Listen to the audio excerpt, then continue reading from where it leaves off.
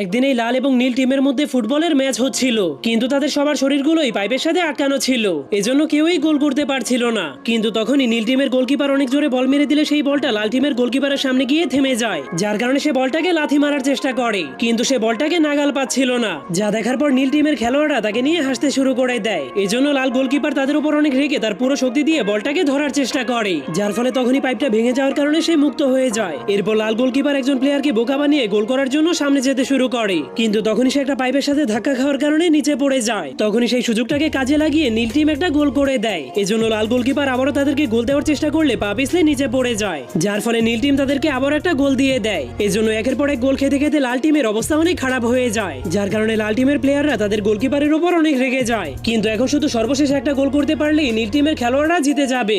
যা দেখার পর লাল গোলকিপার তার জায়গাতে গিয়ে জলদি করে তার পাইপটাকে লাগানোর চেষ্টা করে, কিন্তু তখনই নীল টিম বলটাকে আবার অনেক জোরে একটা লাথি মেরে দেয়।